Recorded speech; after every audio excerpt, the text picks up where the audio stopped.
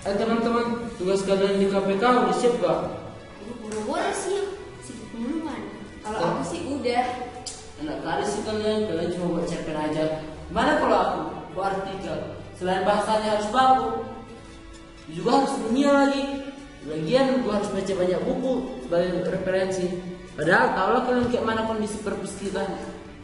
Buat membadai pun. Emang kau gak punya referensi? Ya punya sih, manfaatkan buku yang di perpus saja. Tapi gimana kan kalau udah tahu tuh banyak dari perpus kita.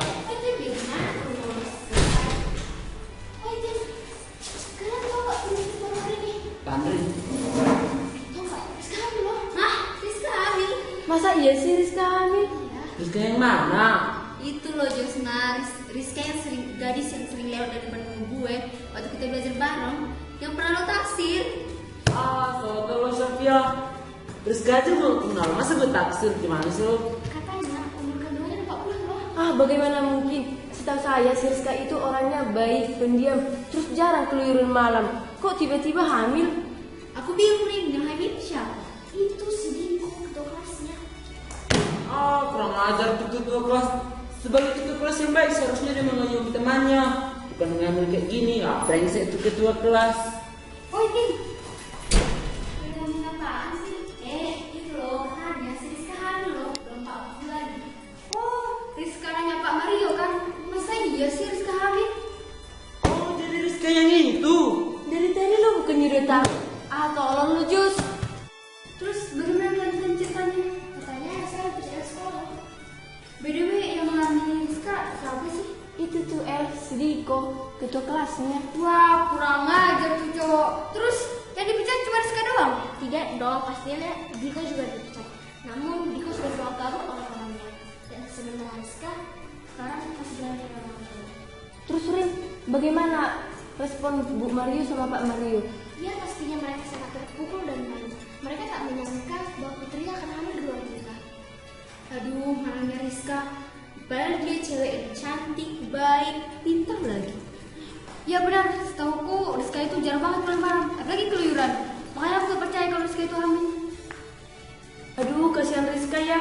Ia harus putus sekolah, dikucilkan. Padahal kan dia sudah kelas 12. Orang tuanya juga harus menahan rasa malu. Ya, selain menimbulkan hal yang besar bagi diri sendiri, tentunya akan menimbulkan pada anaknya. Di mana kemungkinan anaknya nanti pastinya akan dikucilkan dan orang tuanya akan diterlantarkan. Ya itu benar semua. Apa yang dikatakan Sophia itu benar. Tahu gak teman-teman, hasil penelitian Komnas Anak tahun 2008 dikatakan di sana bahwa 62,7% remaja SMP itu sudah tidak perawan lagi kawan-kawan. Iya, yang paling mengerikan adalah ada fakta yang mengatakan bahwa siswa SMP itu mengaku melakukan seks di rumahnya sendiri di ruang televisi. Gila gak teman-teman? Buset sih, benar lagi sih lu Jos.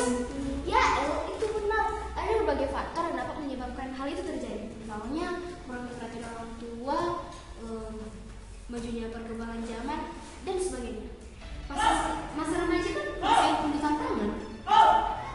Iya, itu benar. Masa remaja adalah masa transisi dari anak-anak menuju proses dewasa, di mana di sana kita membentuk konsep dan jati diri. Membentuknya dengan baik sih memang tidak mudah. Itu memang sangat susah. Mengapa? Karena seringkali konsep atau jati diri kita itu bermasalah. Makanya bisa jadi terjadi hal-hal yang tidak kita inginkan. Ya seperti Rizka membiarkan hal ini terjadi pada dirinya. Terus Jus, adakah resiko dari kehamilannya?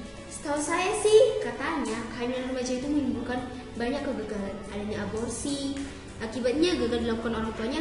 Benar nggak sih, Tim? Ya, itu benar, Sof. Biasanya orang tua dari orang yang hamil di luar nikah itu akan mencari cara atau jalan keluar untuk menutupi aib, misalnya melakukan aborsi. Ada nggak sih tindakan untuk mengatasi hal ini? Saat ini banyak usaha-usaha yang dilakukan upaya menekan jumlah pelaku seks bebas di kalangan remaja seperti kita. Ya misalnya membentengi diri remaja itu dengan ajaran agama yang kuat, pendampingan dari orang tua, kemudian selektivitas dalam memilih teman-teman. Karena ada kecenderungan remaja seperti kita ini, ya lebih terbuka kepada teman-teman kita dibanding sama orang tua kita. Nah, dengan hal ini diharapkan jumlah pelaku seks bebas di kalangan remaja itu dapat berkurang. Nah, pendidikan kesehatan reproduksi di kalangan remaja saat ini telah memberitahukan kita mengenai organ dan tubuh pada remaja dan penyakit yang dapat menyerangnya, misalnya HIV/AIDS dan Mungkin hal itu diberitahu agar kita terhadap seks bebas kali ya. Ya iyalah El. Aduh, repot juga ya masa remaja ini. Harus perlu wanti-wanti nih. Makanya tim, sebagai remaja yang baik, kita harus bisa jaga diri kita baik-baik. Jangan sampai kenakalan-kenakalan yang kita lakukan sekarang akan merusak masa depan kita. Dalam pergaulan sehari-hari, kita harus mampu menghindari diri kita dari hal-hal yang tidak diinginkan. Jangan terlalu sering berteman sama anak-anak nakal. Jangan suka berkeliaran malam. Kalau boleh saya sarankan, masukilah organisasi-organisasi yang mendukung perkembangan karakter kita. Misalnya seperti Sispala. Tahu kan Sispala? Siswa pecinta alam. Kemudian Pramuka. Itu juga bisa. Terus apa lagi yang aktif di OSIS. Nah, masih banyak juga organisasi lain yang dapat kita masuk kawan-kawan. Terus bagaimana kalau kita pulang sekolah, terus kita diganggu oleh anak nakal? Apa kita harus turuti kawan mereka supaya kita nggak diganggu? Untuk mengatasi hal itu, kita harus bicara baik-baik dengan mereka, jaga sikap, jangan sampai membuat mereka tersinggung dengan kata-kata kita. Terus kalau kamu diajak untuk melakukan hal-hal yang tidak baik, kamu menolak, tapi dengan secara baik-baik. Oh, jadi gitu ya? Terus apakah kita tidak boleh keluar malam gitu? Misalnya kan ada teman kita yang sedang ulang tahun dan acaranya dilaksanakan pada malam hari. Apakah kita harus menolaknya? Oh tidak. Kamu pergi saja ke pesta itu, tapi ingat, kamu tidak boleh sendirian. Kamu harus pergi bersama temanmu yang dapat kamu percaya. Ingat, selama di pesta, kamu jangan terlalu asik main. Hindari minuman-minuman keras yang dapat membuat kamu mabuk. Dan usahakan pulang tepat waktu, jangan sampai larut malam. Terus bagaimana kalau kita diajak teman lagi untuk minum? Kan biasanya kalau pesta kan ada acara kayak gituan. Minumlah minuman yang sehat. Terus hindari minuman yang keras yang bisa buat kamu mabuk. Jangan sampai kamu mabuk. Baru kalau kamu dibilang katro, kamu gak usah peduliin mereka. Kalau mau kamu jadi remaja yang baik. Terus bagaimana dengan kawan kita yang sering begadang malam? Apakah sebaiknya kita tidak menemani mereka? Oh, jangan. Sebagai remaja yang baik, kau harus mendapat mereka dan menasihati mereka.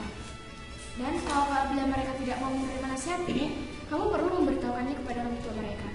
Namun, jangan sampai mereka tersinggung dan orang tua mereka marah pada mereka.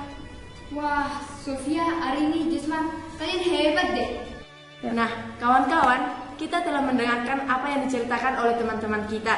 Jauhi perbuatan-perbuatan yang dapat merusak diri kita, misalnya risiko-risiko seksual. Utamakan menjaga kehormatan sebelum menyesal di kemudian hari.